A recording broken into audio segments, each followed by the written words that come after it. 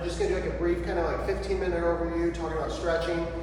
This is a lot of stuff that you may or may not know. So I've got another gym out in Chesterfield I've had for 12 years. This is stuff we've been, well, this is new. Done this a couple times. And we've got a lot of experience just figuring out like what works, what doesn't work. And working with the clients that we work with, we've learned over time, a lot of people, everyone needs to stretch, everyone needs to move better. But the trick is how do you actually make that happen? Unfortunately, there's a lot of bad information, and so we're gonna spend about 15 minutes just kind of going over some of the idea and the concepts behind why we do things a certain way. And then we'll actually kind of put that into practice, walk through some things. We're not going to break a sweat or anything, but just to kind of give you an idea. Yeah, don't worry, no one get up and run away. It's not going to be anything crazy. But just so you can kind of see okay, this is what we were just talking about, so that it's kind of I think it will help it really just kind of click to where it really makes sense. This is why we do this versus this. So to start things off, what we're going to do is just kind of go over three different kind of myths around stretching or misconceptions. So with fitness, most topics today, thanks to the internet, there's a lot of bad information there. And I wouldn't even say bad information, it's just most of the time it's just missing context. So there's a lot of it's kind of true, but kind of not true. And so, the first kind of myth around specific to stretching is this idea of okay, if you do this kind of stretching or this kind of workout, it will help you get longer and leaner muscles. Or this, some people will tell you if you do this, it can help you get longer and leaner muscles. That's a big myth, because if you think about your muscles are attached to the bone via a tendon. Unfortunately, there's nothing we can do whatsoever short of surgery to actually cut and reattach a muscle. There's nothing we can do to get longer or leaner muscles. Again, the muscle's attached where it's attached. So it makes sense when you think about it, but again, that's just something I like to clear up right out of the gates, because a lot of people just think if I do, I read that if I do this, I can get longer and leaner muscles, and that's just simply not true. And again, it's because the muscle's attached where it's attached, and there's not really much we can do about it. So that's one thing that I like to clear up. The second thing is a lot of people think when it comes to stretching, I have to stretch for hours, or do an hour stretching class, or I have to stretch for extended periods of time. And when we're not going to go down some research rabbit hole today. I'm happy to share resources if someone wants them, but if you look at a lot of the research behind stretching, it's almost as if the opposite is true. If you had to look at okay, I'm going to stretch for an hour a week just to pick a set amount of time specifically, your stretching is going to be a lot more effective if you were to stretch for 5 to 10 minutes a day every day, versus say, hey, every Sunday I'm stretching all day long or for an hour, or I'm going to do this hour-long stretching class. Again, there's nothing wrong with that, but most of us are busy. Most of us have a lot of stuff going on in our lives. So if you're looking at what's the most effective way to be more flexible and to move better, you're going to be a lot better off just stretching 5 to 10 minutes or shorter increments more frequently, versus stretching for a long period of time once or twice a week. So again, those are kind of the two bigger myths that I like to clear up. And then the third and final thing is this idea of flexibility versus mobility. What I mean by this, a lot of people think I need to work on my flexibility. I need to, I want to get more flexible. And this is more just kind of a misunderstanding with communication, and what we're going to go into is going to clear up why. But when you think about most people say they want to be more flexible, and that's not accurate. What you actually want to do is be more mobile, right? You want to, and the difference between the two is flexibility is more passive, whereas mobility is more active. And I clear that up because when you think about being more flexible, if you're looking at something passively, if I have Aaron come over here and move my arm in a certain position, that's my flexibility. But she's the one moving me there. Well, that doesn't help me in everyday life, because more than likely she's not going to be following me around and putting me in the position that I didn't get into. So we want to be more mobile, which means like we have the strength to control that movement. And we have to be able to control our bodies through space, because that's where we're really gonna, again, it's just gonna help us more in everyday life. And so I clear that up because that has a lot to do with the kind of the principles of the 3 different types of stretching we do. So again, a lot of people think like I want to be more flexible, when in reality what they want is more mobile. They want to be more mobile, and they want to have greater mobility. And the important differentiator there is looking at something more passively versus actively. Flexibility is the passive range of motion that you can control, meaning if Erin was laying on the floor here, I could crank her leg up much further than she could take it on her, much further than she could move that on her own. That range of motion that she could bring her leg up herself would be her mobility, which is something she has the strength to control.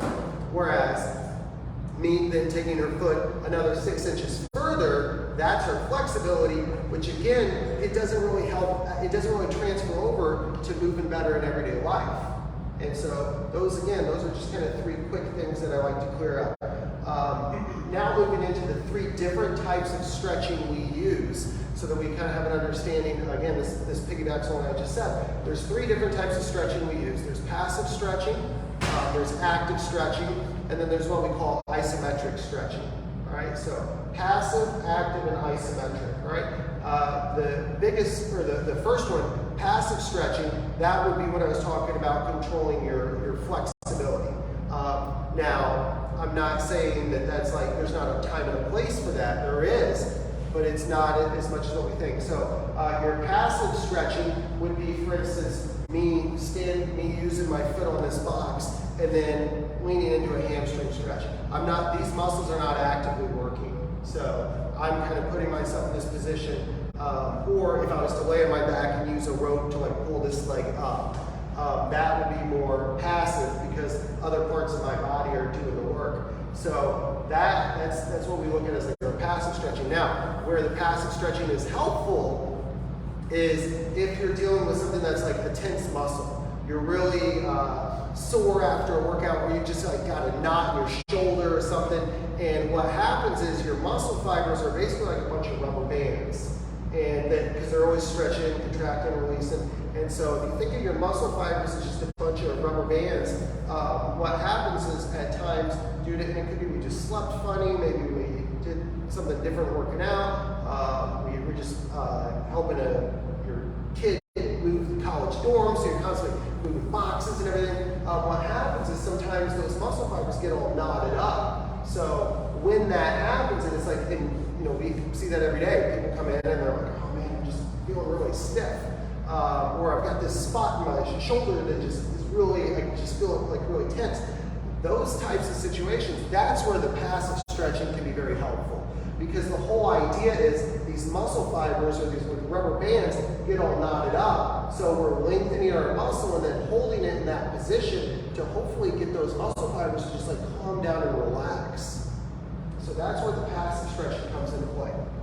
Now, with our active stretching, this is more when I think about, like, one of our main focuses here is in helping people improve their quality of life. That's what it's all about. Doesn't matter. I don't care if someone's healthier a month from now. I care about like 5 years, 10 years down the road. That's what I'm thinking, like a longer picture, just like I said, greater quality of life.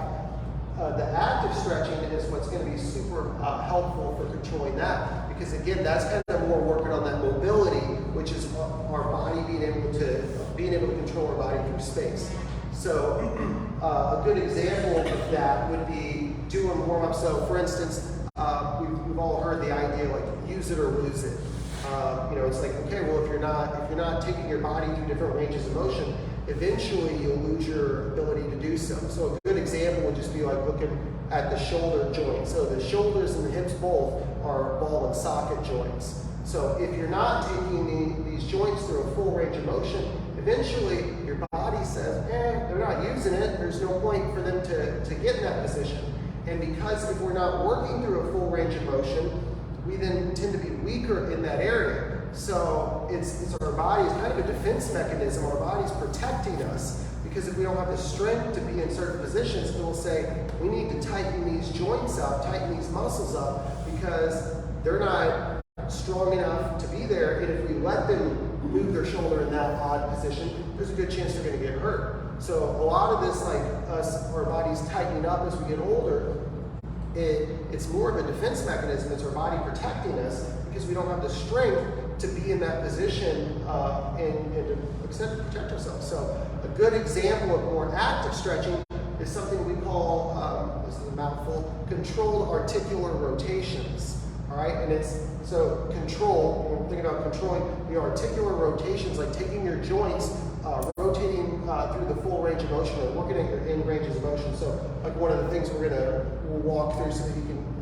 One of the examples we use would be like something as simple as taking this joint through a full range of motion would just look like this. I'm bringing my arm up, keeping my bicep close to my ear, and then when you get to the point where you can't go any further, you can kind of rotate the palm out about 180 degrees, and then you almost think like you're trying to reach in the car, in the back seat of your car for something. But you're doing this as if you're taking this joint, it's almost like it's going through mud, like taking like 15 to 20 seconds, and even like that was a little bit quick because I don't want to bore you too much, but you're taking these joints through a full range of motion, and in doing so, you're getting all these muscles active, which again keeps them strong, which will prevent your body from saying like, hey, I don't want them to get here because they're going to get hurt. So again, we want to work actively through a full range of motion, because that's going to help tell our bodies like, hey, it's okay, Sandy's like, she's good to go here, she's got the strength to control that. I don't need to tighten up those joints, I don't need to tighten up those muscles and take that away from her over time, because she's comfortable in that position. So again, a lot of the times with tightness, it's our body, like I said, it's our body actually protecting us. So piggybacking on that is what we call our isometric stretching. And this is, if there was one thing that, if someone said, I want to improve my flexibility or mobility, I want to move better, in my opinion, and doing this for 20 years, like the isometric stretching is really kind of the secret sauce or the magic to doing that. And so what that looks like is, again, it goes back to that defense mechanism. If you're not strong at a particular position, your body's going to say, hey, I don't want them to get here because there's a good chance they're going to get hurt. Well, there's something known as the stretch reflex. And so basically what happens is if we move our joint to a particular range of motion, let's just say, I'll use my leg for an example. I can bring my leg to this position. This is as far as I can go. I can't pick my leg up any higher. I can't bend any further. I can't stretch this hamstring muscle out right here. So right now I'm stretching my hamstring muscle on the back of the leg. I would get to a point where I can't go any further. All right. Well, how do you improve improve that range of motion? You do what's called isometric stretching, is what we call it. So what that would look like is I'm going to go. If you look at this muscle right here, so this is stretched, to a certain point. My hamstring is right now. All right. At this point in time, I'm going to now drive my heel down, and I'm going to run you guys through this so you can kind of see what I mean. I'm going to drive my heel down into this box. Obviously, because the box is there, I'm not actually moving. You can't see anything. But when I drive my heel down, that gets these muscles firing right here. They're firing isometrically, which is the idea of isometric stretching. So these muscles firing isometrically, what's happening is, if you think about those muscles being rubber bands, and they stretch and contract just like this. So I stretch my hamstrings out, so they're at this stretched position. Now when I drive my heel down, I'm forcing these muscles to contract, so they're firing isometrically.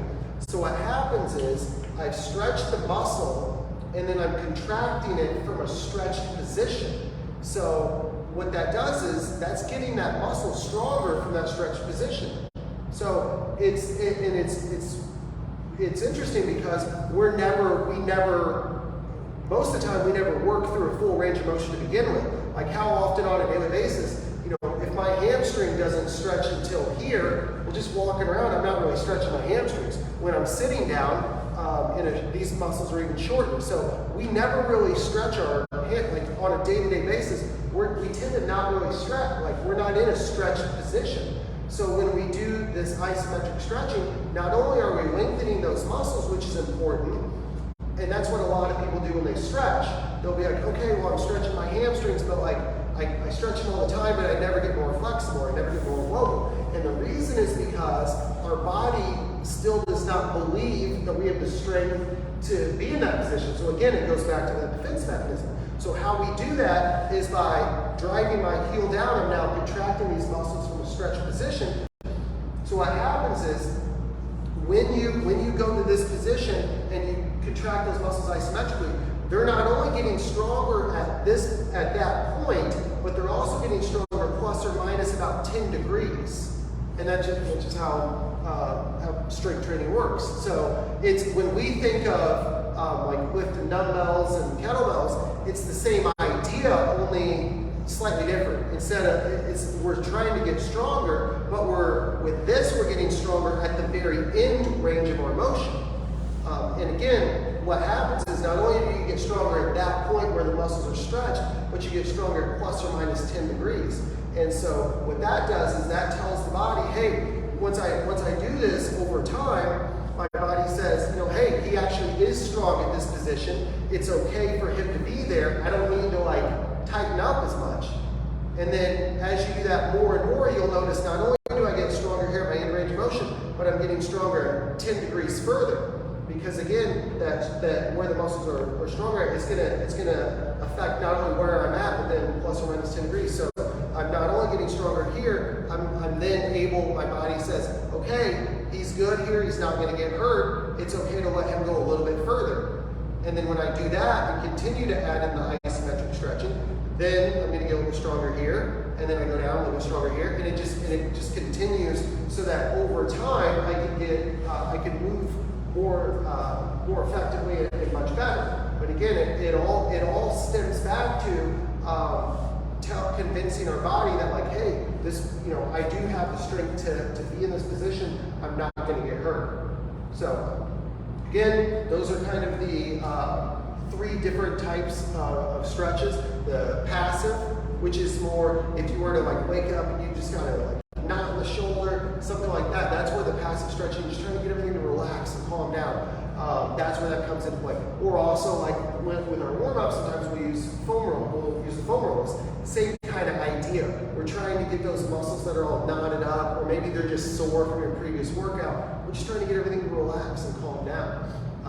And then we've got our active stretches, which is more just trying to take our body through a full range of motion. Again, because the idea of like use it or lose it, if we're not moving our body through a full range of motion, we'll slowly lose the ability to get in those positions. And then the third type of stretching is more the isometric stretching, which is where we're really trying to tell our body, like, hey, you know what? He's okay in this position. Like he has the strength to be here. And that's where that's the missing link that most people that are working on their flexibility, that are trying to stretch, but they tend to not see. They'll say, well, I'm stretching all the time and it never gets any better. And generally that's the reason why. It's because our body isn't stronger at those end ranges of motion. If any of you guys are sports fans, that's why a lot of times you'll see in pretty much any sport, like you'll see like sprinters or a guy running down to first base, and all of a sudden he pulls up and he's pulled a hamstring. A lot of that, or I should say 99 times out of 100, that's because their stride, they stepped out a little bit too far, and again they went to that end range of motion where they're weak, and that's where they got hurt. No one, when you see someone like pulling a hamstring running, no one gets hurt like midway through their stride, because that's where they're strongest. Their weakest, it's like they're weakest at the end, whether it's like where their foot's all the way back or all the way up. That's where they're weakest, and that's where we tend to get hurt. And so when you look at like why all this stuff matters, it's because one, it's gonna prevent injuries, and it could be something as simple as, like I said, picking up a box. But one, it's gonna prevent injuries, and then two, and more importantly, it's gonna improve your quality of life, because just the better you can move, the more you can do stuff, like whatever it is. So it's like, swinging further on a backswing, if you're a golfer, whatever the case may be. Those are the two reasons. It's not only, like I said, it's important from a health standpoint and not getting hurt, but it lets you do the things you want to do, whether it's, being able to put something on a high shelf or, like I said, being able to drive a golf ball further. So I know that was kind of a lot. Like I said, I just wanted to give you kind of a brief overview of 3 different types of stretching and like why different stretches matter. So what we're going to do now, we're going to get up, move around a little bit, nothing too crazy, but I just want to show you guys some specific examples of those 3 types of stretches. And then after this will take like 15 minutes, and you guys are on your way and get to the weekend. And then after this, I will email you kind of a summary of everything, along with some even more examples. I'll get that to you on Monday. Even more examples of different types of stretches categorized by like passive, active, isometric, and then even specific to like the upper body and the lower body. So that way, like I said, you'll have something that you can actually put to practice, if that's that interests you. So sound good? Cool. All right. So what we're going to do, we're going to start off with more just the passive stretches. So let's go. We're going to do. We are going to get 2 boxes out here. So, you guys can use your chairs. So, I'm going to show you a couple of things I'm going to hang on to here. I'm going to give you guys a couple boxes so you can use it. Get up and move around a little bit. Here. Like I said, you can use your chairs to help with balance. And then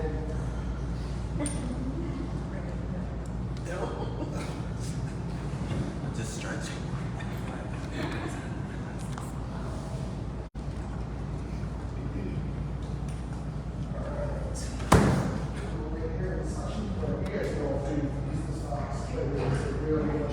So what we're going to do, and you guys can use this box, and you guys can use that box. Like I said, you can use that chair if you want something to help support you. So what we're going to do first is we're going to look at the hamstrings right here. That's just one of the easiest examples. So from a passive stretching standpoint, you can, like I said, if you need it, if you want to, you can use your chair. It's totally up to you. But we're going to put one foot on top of the box right here. And then, like I said, you can use that if you want. But if you think about, you want your bottom foot pointed straight ahead or internally rotated. So this foot right here, and the reason that's important is because the hamstring attaches at the pelvis. So how you position your pelvis makes a difference. So if you look at, by pointing this toe in, you're internally rotating your hips. So it's going to be, you're going to get a much better stretch here versus if this foot's pointed out. So you'll probably feel a difference just in that alone. So we're going to start with this foot pointed in or straight ahead, either one. What you don't want is pointed out. And then you want to take this opposite shoulder. So if you've got your right foot on the box, you want to take your left shoulder and bring it towards your foot. So, and like I said, if you want, so you got that, you can use a chair there.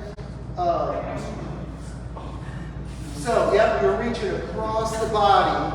Yeah, and you can also use like a foam roller if you want. Doesn't matter, you don't have to. It's there. So, this right here would just be like a simple passive stretch. All right, we're just stretching. We're not doing anything crazy. The hamstring right here in this stretch, and you can relax after you do that. So the hamstring right there, it's relaxed. The hamstring's not really doing anything. All right, so that would be more of a passive hamstring stretch. All right, now I'm going to show you kind of the opposite of that, which would be our isometric hamstring stretch. Just so you can see, like this one, you'll see a big difference. So the setup, and if you want to, just to switch legs. Again, it doesn't matter, you don't have to. But so what we're going to do now is the isometric hamstring stretch. So you're going to reach down here, all right? And again, you're going to reach across the body. So you're going to turn it into it. But then from this position, so you feel the stretch in the back of the leg a little bit? All right? So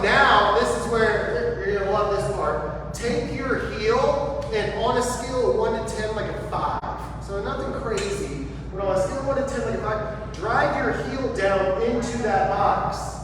So you stretch your hamstring and then drive that heel down on a scale of 1 to 10, like a 5, and hold that for about 15 seconds. Yeah, like pretty crazy. It just, so if you think about like, man, I've never felt anything like that before.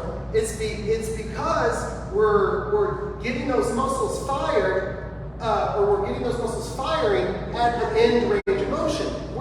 We don't do that on it. We never do that, truthfully.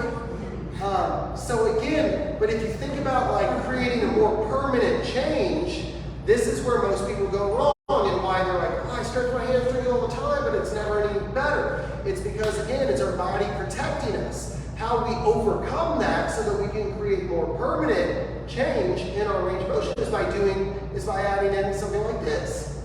And so what we did, we stretched the muscle and then we drive our heel down to isometrically contract the muscle. All right? So that's what happens is if we were to do that like once a day, my gut tells me within about 2 weeks you would start to notice like, hey, I've been stretching my hamstrings for years and no difference. If you did this like every day for like 2 weeks, you'd start to notice a more permanent improvement. But again, it's because you're teaching your body like, I'm good to go, I'm not going to get hurt, like I'm fine here. So again, that's looking at like, throw it at me. How many times like are you doing? Yeah, like so 3 times? So on this, and again, I'll email you notes on how long to hold each stretch. So on this, the simplest formula, because I'm a very simple guy, I'm not a complicated person.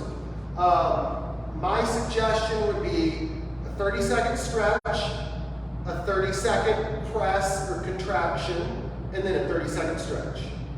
So if you just, if that gets you 80% of the way there on pretty much any of these stretches, if you just did that, okay, so I'm going to stretch my muscle for 30 seconds, and then I'm going to drive my heel down, contracting that muscle for 30 seconds, and then I'm going to relax and stretch for 30 more seconds. That's like the simplest formula that would 9 out of 10 times that'd be pretty accurate. Could you do that a little bit longer? Yeah, it'd be fine. Now, is more better? Like what if I just like press down for 3 minutes? At that point, it's overkill. So it's just like, there's a point of diminishing returns to where I would just say like, it's just not an effective use of your time. Like it's just not worth holding it for longer. But yeah, so that answer your question. Like, so, like I said, 30-second stretch, 30-second press or contraction, and then another 30-second stretch. So if you wanted to take, just to kind of like give you something else to think about, so we're stretching, and if you think about this, and this is looking at the body as a series of joints, which is basically all it is. It's just we're looking at things from a series of joints. This hamstring here is in a stretched position. This hip muscle right here on top of the leg, these are in a shortened position. So if you wanted to take it a step further, again, looking at the end range of motion, that works 2 ways. You have at each joint, you have the progressive angular, which is greater than 90 degrees, and then you have the regressive angular. So, there's 2 sides of the equation here. So if you wanted to take it a step further, and this one's actually less pleasant, let's put it that way. So you could drive your heel down, but then to take it a step further, you could also, and you would want to hang on for this, like pick your leg up. Now I'm contracting these muscles in a shortened position. That's pretty uncomfortable there. But especially if you've never done it before. But you would lean forward just a little bit, and then now try to pick your leg up. And that will start cramping up in about 10 seconds. So this usually doesn't take too long before you'll start to feel it, And some people won't, but most people that will start to cramp up on the front of the thigh pretty quick. But again, it's because we're not used to it. That's all it is. So again, that's looking at so that was the kind of the difference between looking at like a passive stretch and then something where we're doing those isometric stretches. So now we're going to do kind of an upper body example, just to show you, something kind of the same. So with this, you got a couple options here. So, Yeah, throw it is out. there an advantage of the height of the box? Or Yes. like, So the higher the box, the more of a stretch position you're going to be in. So I wanted to start like super simple. But I would say, so this, just to give you an idea, like this is an 18-inch box, that's a 6-inch box. Truthfully, most people I would say start at like 12. I would have started in the middle. Like that's a pretty appropriate height to start with. It's enough that you're going to feel a stretch, but not like too, this is getting, especially if you're going to try to pick the leg up on here, it's getting pretty rough. So I would probably start with something like that. So that would be my suggestion, generally. You can go higher or lower, but that's what I would recommend starting with. So moving on to an upper body example. Now we got what we can do here with we use a chair. You can use a chair, or you can use like something like this. This is something that, like if I'm doing this at home, I'll use like the back of a chair or the back of a recliner or something. So what we can do here is you're going to put your feet straight and then tuck your head in between your shoulders.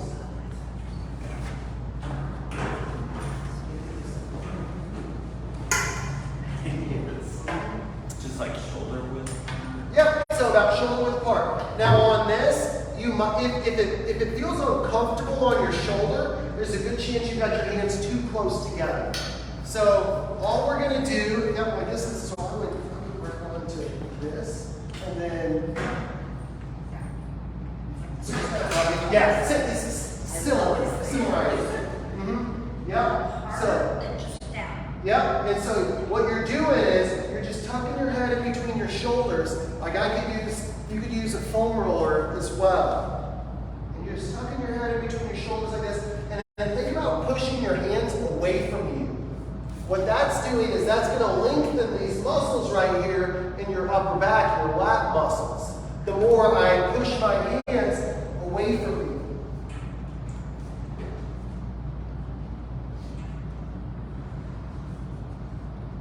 So just hold that for about 10-15 seconds. And once you do, you can relax. So, do you feel a little bit of a stretch here in your lats? A little bit? Okay, perfect. So, that would be, again, we're going back, that's more of a passive stretch for our lat muscles here.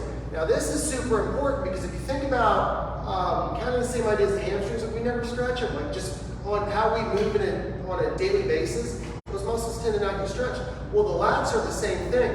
I don't know about you, but I don't tend to walk around town with my arms over my head very often. These muscles are never in a stretch. Again, they're never in a stretch position either. So because we don't spend a lot of time like this, rightfully so. So this is another area that tends to get really tight over time. So what we just did, we did a passive lat stretch. Your lat meaning your latissimus dorsi, which is this large upper back muscle. So that's a passive stretch. Now, how do we turn that into an isometric stretch? That would be the same idea as what we just did, where you're going to tuck your head in between your shoulders, and then I'm pressing down. I'm like trying to smash this foam roller. Now, again, it's not going anywhere. Nothing's actually moving. But this would be a good idea. So you can, again, stretch those lat muscles like you just did. Hold it for about 10 seconds. And then take your palms and press them down into the chair or the roller. When you press them down, you probably feel those muscles now fire. Now, again, when you do this one in particular, if it feels uncomfortable on your shoulder at all, and some people, I would say, some will, some won't, when you're doing this at home, you just need to put your hands a little wider. If you're like this, to have your hands on top of one another, this is, obviously your hands are on top of one another, this is pretty close. Most people don't have enough room in this shoulder joint, so this is going to be pretty uncomfortable for some people. And if that's the case, that just needs you to put your hands a little wider, and usually that'll solve your problem. then it's problem solved. So, but again, you're just tucking your head in between your shoulders. You would hold it for 30 seconds, just like with the lower body, and then you would press down into the roller. So or press down into the chair for like 30 seconds. That gets those muscles firing, and then you would relax and hold it for 30 more seconds. So, feel that when you did that, feel that in your upper back. Like I said, it's usually fairly intense, right? So the last thing I'm going to show you is what we call our the active stretches. So we looked at like some passive stuff, and then we looked at some the isometric stuff. Now they're the active stretches, which is, like I said, good just from a, it goes back to that, you like use it or lose it. There's two here that I'm going to show you.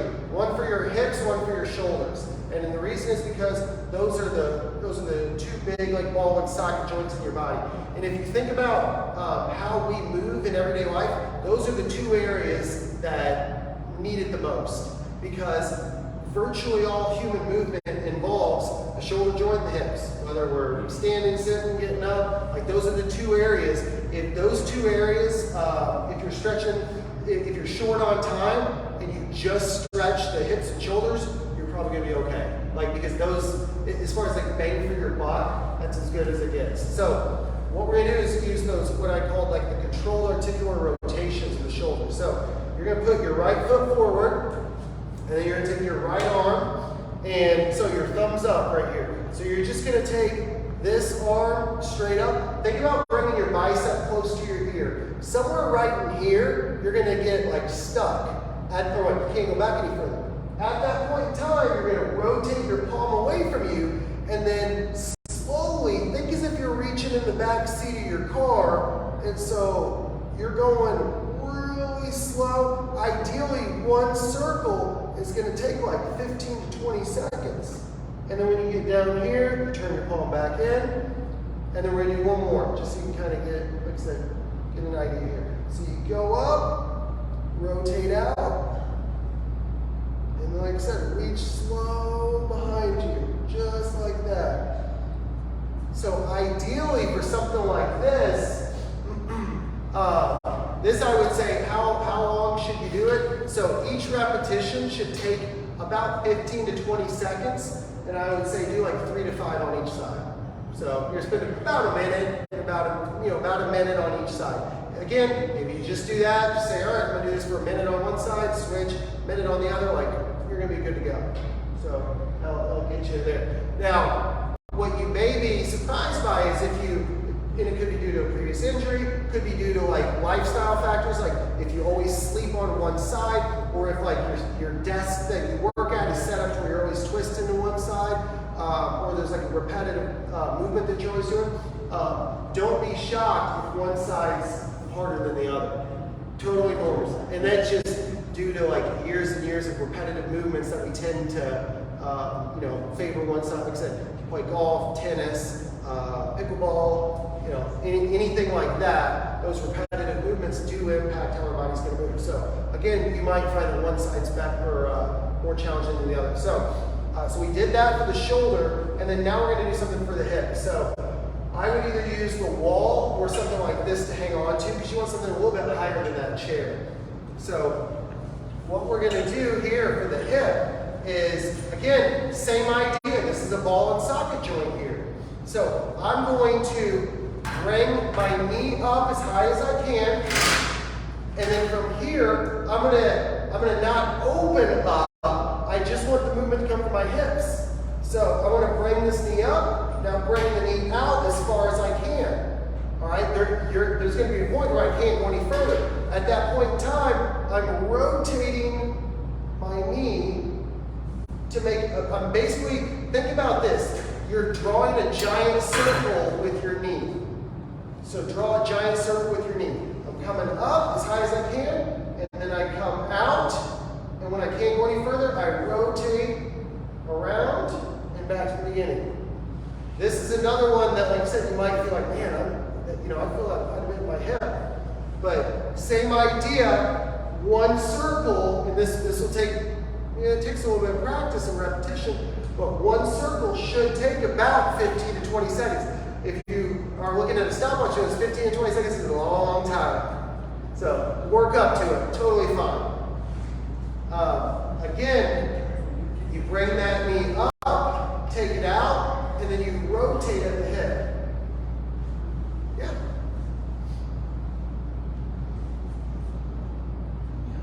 So again, I would try doing 1 or 2 on each side. You might find that one side's a little bit tighter than the other. Again, based on like what you do on a daily, weekly basis, that's fairly common. So awesome. Sweet. Feel a difference one side?